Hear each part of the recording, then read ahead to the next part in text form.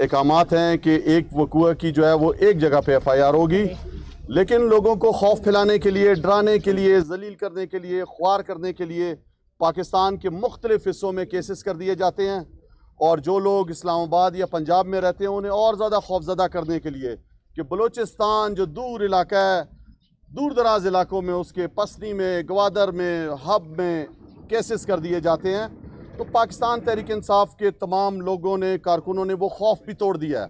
और मैं अदलिया को भी सलाम पेश करता हूँ, बलूचिस्तान के जो जजेस साहबान हैं, कि उन्होंने बग़ैर किसी दबाव के हमेशा कानून के मुताबिक फ़ैसले दिए। और आज भी, इससे पहले भी आपने देखा, आज़म सवाती साहब को बलूचिस्तान लाया गया, यहाँ पे उन्हें कैद बंद की में रखा गया और इसी हाई कोर्ट से उनको रिलीफ मिला। उनके भी केसेस जो मुख्तलिफ हिस्सों में बलूचिस्तान में थे वो ख़त्म किए गए।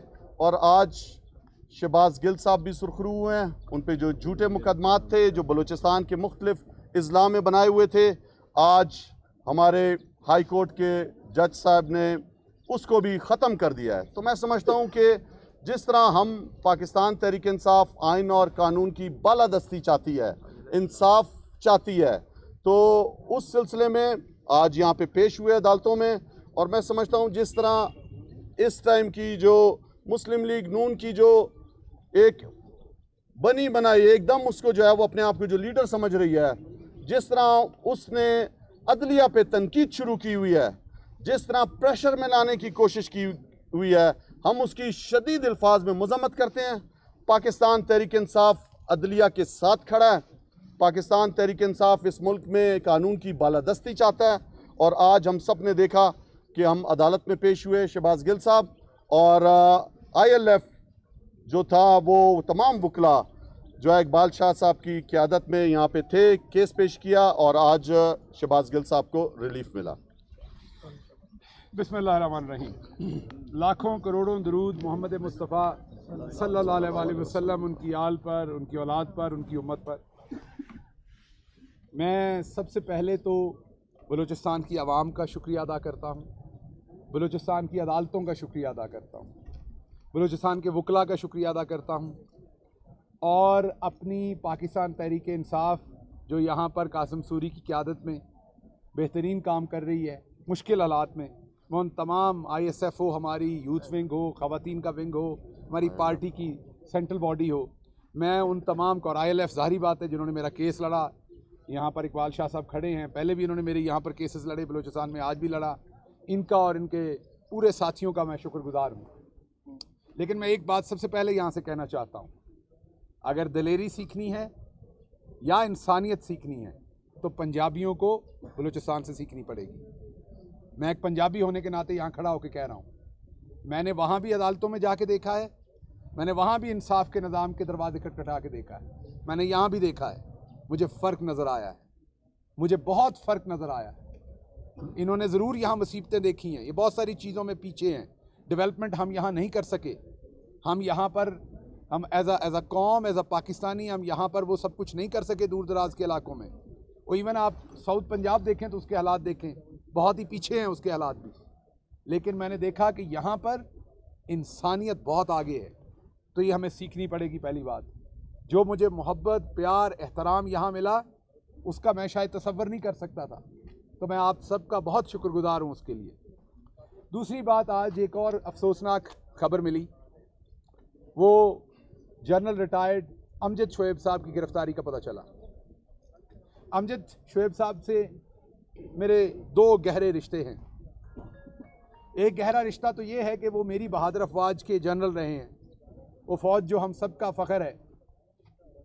और दूसरा रिश्ता उनके साथ मेरा ये है कि वो भी हिंदुस्तान से उजड़ के उनके आबाओ अजदाद आए थे जैसे मेरे आए थे। एक शाम हम इकट्ठे बैठे थे और अमजद साहब ने जब मुझे दास्तान सुनाई कि किस तरीके से उनके वालिद वहाँ फंस गए और उनकी वालदा छोटे छोटे बच्चों के साथ अकेले लाहौर में जुस्तजू कर रही थी अपने बच्चों को पालने की, तो उनकी आंखों में आंसू थे अमजद साहब के। मैं खुदारा आपसे गुजारिश करता हूँ, इस इम्पोर्टेड हुकूमत से गुजारिश करता हूँ कि 1947 में हमारे आबाओ अजदाद इसलिए हिजरत करके इस तरफ को नहीं आए थे कि हमें गद्दार और बागी कहा जाए। हम इसलिए आए थे कि हमें लगता था, हमारे बुजुर्गों को ये लगता था कि हमें वहाँ गद्दार और बागी कहा जाएगा, इसलिए वहाँ सब कुछ छोड़ के इस तरफ आए थे। ऐसा ना कीजिए कि हमारे बुजुर्ग सोचें कि अगर यही टाइटल हमारी अगली नस्लों को मिलने थे तो फिर उधर ही रह लेते, उधर भी तो यही मिलने थे। तो एक तो मुझे बड़ा अफसोस है, दुख है उनकी गिरफ्तारी पर, मैं इसकी मजम्मत करता हूँ। वो बुजुर्ग हैं 80 साल के, फौरी तौर पर उनको रिहा करना चाहिए। दूसरी मैं बात करता हूँ इमरान खान और उसके बयानिए की। इमरान खान क्या चाहते हैं? अगर तो कानून के बाहर कोई बात कहते हैं, कोई गैर आइनी बात कह रहे हैं। उनकी 2 सूबों में हुकूमतें थी, आइन उन्हें इजाज़त देता था। पाकिस्तान की इकॉनमी डूब चुकी है। मैं नहीं कह रहा, ये आपका वज़ीर दिफा कह रहा है कि वो एक बैंकरप्ट मुल्क के वज़ीर हैं। अब ये उन्होंने खुद ऐलान किया, उन्होंने कहा किसी को कोई गलती ना हो, पाकिस्तान बैंकरप्ट हो चुका, दिवालिया हो चुका। ये मैं नहीं कह रहा, ये ख्वाजा आसिफ कह रहे हैं।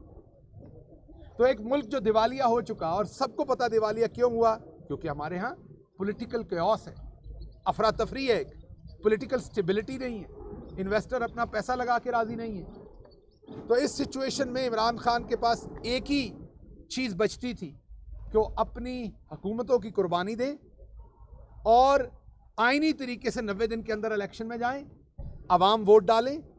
जो ऊपर अल्लाह की ज़ात के पास हकीकी मुल्क की जो हाकमियत है वो अल्लाह की ज़ात के पास है पाकिस्तान के आइन के मुताबिक, और वो हक जो है वो नीचे अवाम के पास है। अवाम उस हक को इस्तेमाल करे, अपने लोगों को जिनको वो समझती है, जिस पार्टी को समझती है, कासिम सूरी को समझते हैं या इनके अपोनेंट को समझते हैं, उसे वोट दें और इलेक्ट होके वो लोग आके मुल्क के फैसले करें। इमरान खान ने दोनों हुकूमतें आइन की नज़र कर दी, आइनी तरीके से पाकिस्तानी कौम की नज़र कर दी। उसके बाद क्या हुआ है, पकड़ दकड़ और सब कुछ जो हो रहा है। असद उमर जो एक मल्टीनेशनल कंपनी में कितनी बड़ी पोजीशंस पे रह चुके, उन्हें सियासत में आने की कोई ज़रूरत नहीं थी। असद उमर ने, हमने उन्हें देखा जब वो वज़ीर थे, आज एक और वज़ीर जो उनकी जगह पे थे, उन्होंने पहले 6-8 महीने लैंड क्रूज़र चलाई जो वज़ीर को अलाउड ही नहीं होती। आप कह रहे हैं मैं वापस कर रहा हूँ, तो भाई 8 महीने किस चक्कर में आपने इस्तेमाल की? असद उमर तब भी अक्सर औकात अपनी गाड़ी खुद चला के फिर रहे होते थे इस्लामाबाद में। एक ऐसा शख्स जिसे कभी ज़रूरत नहीं थी सियासत करने की, लेकिन आज उसे जिंदान के अंदर फेंका हुआ है। ठीक है, उन्होंने खुद गिरफ्तारी दी है, लेकिन जेल मैनुअल के हिसाब से उनके हकूक हैं, वो तो दें, उन्हें दवाई तो दें, उनके घर वालों से उन्हें मिलने तो दें, आप उन्हें किसी जज के सामने पेश तो करें। फिर शाह महमूद कुरैशी, जिन्होंने हमेशा आपके सामने, हमेशा उन्होंने बड़े ही सब्र के साथ तहम्मुल की, पोलाइटनेस की सियासत की, उनके साथ भी यही सलूक है, कोई उनके कैदियों के हकूक नहीं मिल रहे। आजम खान सवाती जो एक बुजुर्ग हैं, पहले पकड़े जा चुके हैं, दोबारा उनके साथ भी यही है। हमारे दूसरे वर्कर्स के साथ भी यही है, उन्हें दूर दराज की जेलों में भेजा गया ताकि उनके घर वाले उनसे मिल ना सके। आप ऐसे कैसे ट्रीट कर रहे हैं जैसे हम किसी और मुल्क के बाशिंदे हैं? एक पॉलिटिकल तहरीक है जेल भरो, उसको सियासी तरीके से ही रिस्पॉन्ड करें, बिल्कुल जेलों में डालें, लेकिन जो कानून कहता, आइन कहता है उसके मुताबिक। और आखिरी बात मैं आऊँगा जो अदलिया के ऊपर, मैं बबांगे दोहल आपको कहता हूँ, जिन 2 जजेस के ऊपर मरियम सफदर आजकल तनकीद कर रही हैं, उन दोनों जजेस के सामने मेरे तशद्दुद का केस गया था। शायद उसका नतीजा जो है वो ना निकला हो जो मुझे पसंद हो, या जो इंसाफ मुझे लगता हो मुझे मिलना चाहिए वो नहीं मिला था उसमें से मुझे नतीजा। लेकिन क्या उसके बाद मैं उन मोअज़्ज़िज़ जजेस की शान में गुस्ताखी शुरू कर दूं, उनकी इंटेग्रिटी पे सवाल खड़े करना शुरू कर दूं, मैं उनकी तौहीन का मुर्तकिब हो जाऊं? बिल्कुल नहीं, क्योंकि पाकिस्तान का आइन मुझे इस चीज़ की इजाज़त नहीं देता। जंगल में जानवरों के भी कुछ असूल होते हैं, वहाँ भी कुछ कायदे होते हैं। ये माशरा एक आइन पे चल रहा है, मादर पेदर आज़ाद नहीं छोड़ा जा सकता।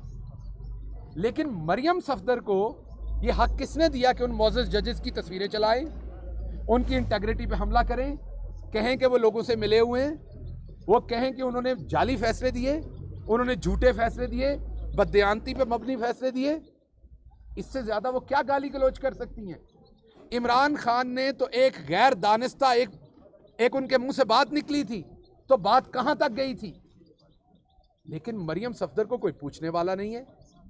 अगर तो वो शहजादी हैं इस मुल्क की और बादशाह की बेटी हैं तो डिक्लेयर कीजिए, ताकि फिर हम उनके सामने झुक के उनकी अताअत करें, फिर हम बैत करें उनके हाथ के ऊपर, हम अपनी अलीजेंस दें शहजादी साहबा को, जिसने पाकिस्तान में रहना है।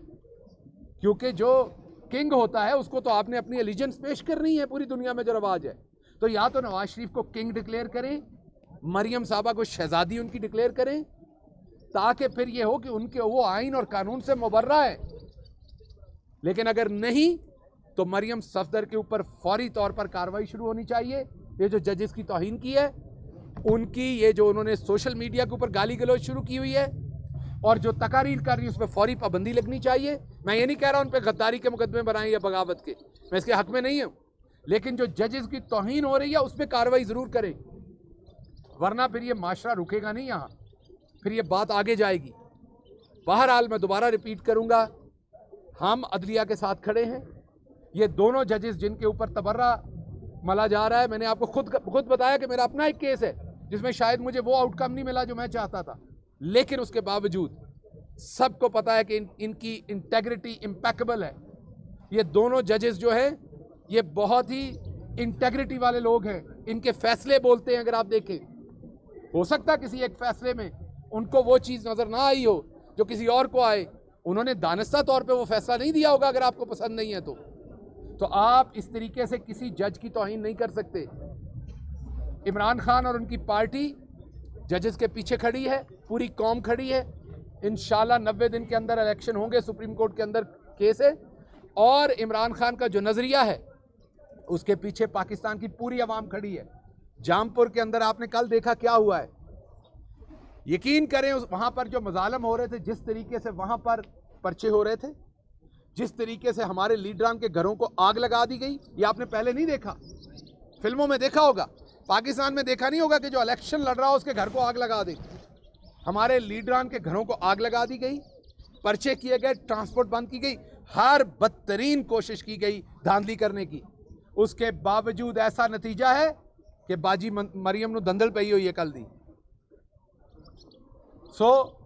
बात यह है कि आप जब तक आवाम की मंगों के ऊपर नहीं आएंगे, 90 दिन के अंदर इलेक्शन नहीं कराएंगे, ऐसे ही डबल मार्जिन के साथ आवाम आपको पीछे करती जाएगी और पाकिस्तान तहरीक इंसाफ को जिताती जाएगी। जामपुर के लोगों को सलाम। मैं खान साहब से रिक्वेस्ट करूंगा कि वहां पर जो चीदा वर्कर थे जामपुर में, जिन्होंने सबसे ज्यादा काम किया आगे बढ़ के, उनको इंशाल्लाह खान साहब बुलाएंगे।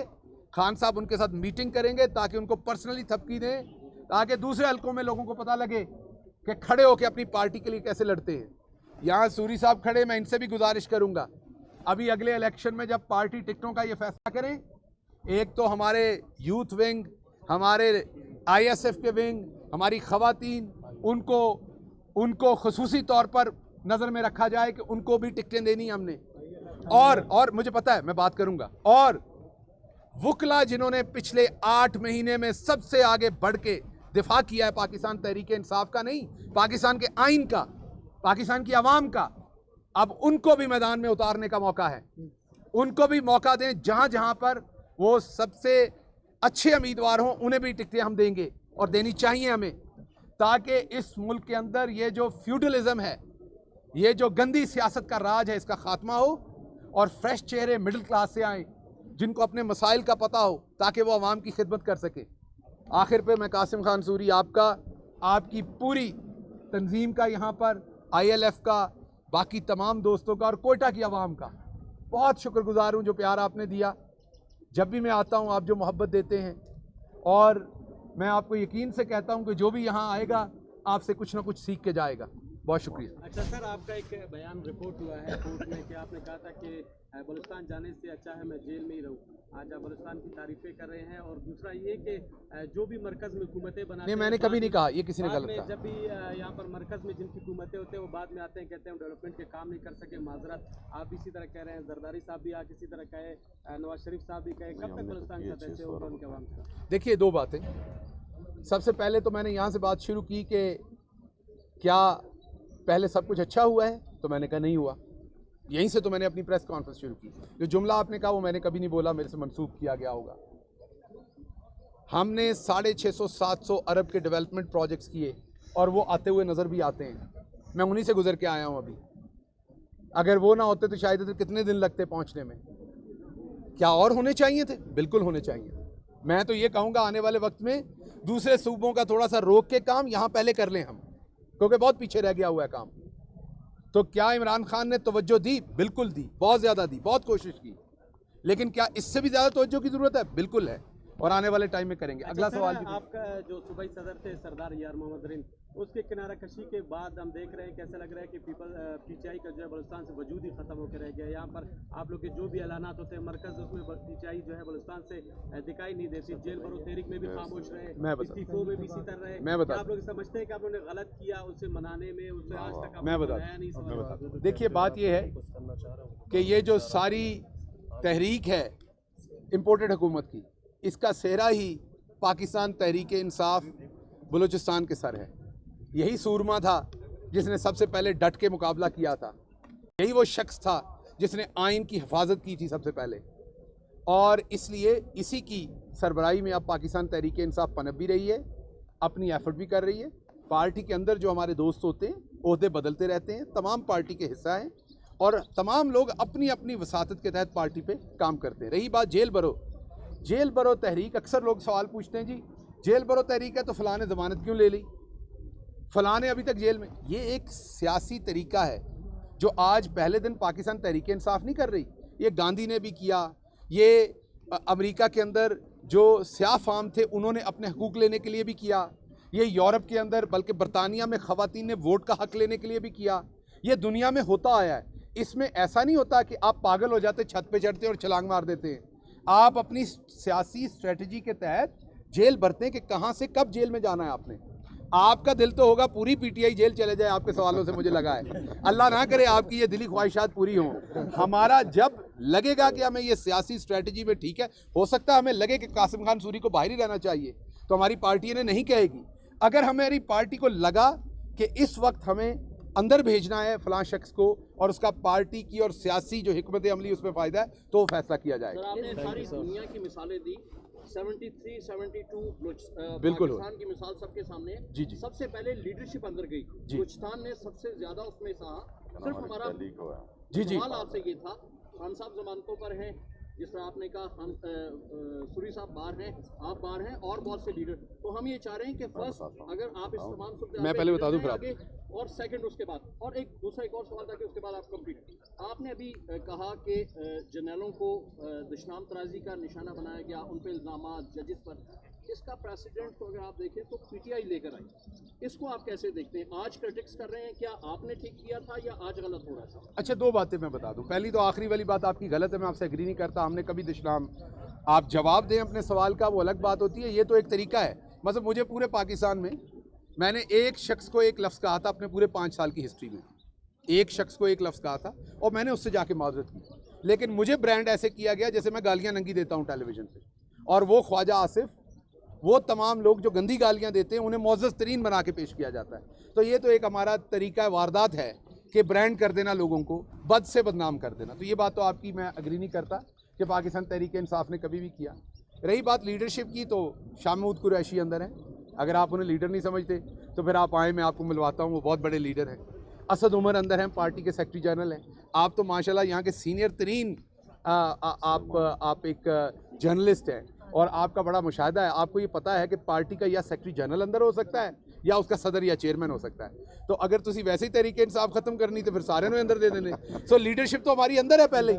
तो मैं आपकी ख्वाहिश का एहतराम करता हूँ, लेकिन थोड़ा सा हमारे साथ चले। बहुत शुक्रिया जी, आपको बात करनी तो करनी। एक सवाल था वो सूरी साहब जवाब दें। देखें, जिस तरह जेल भरो तहरीक हमारी चल रही है, सबके सामने है कि उसके अंदर हमने फैसला किया हुआ है कि मुख्तलिफ शहरों में हर दिन अलग अलग शहरों के अंदर जो है वो गिरफ्तारियां दी जाएंगी।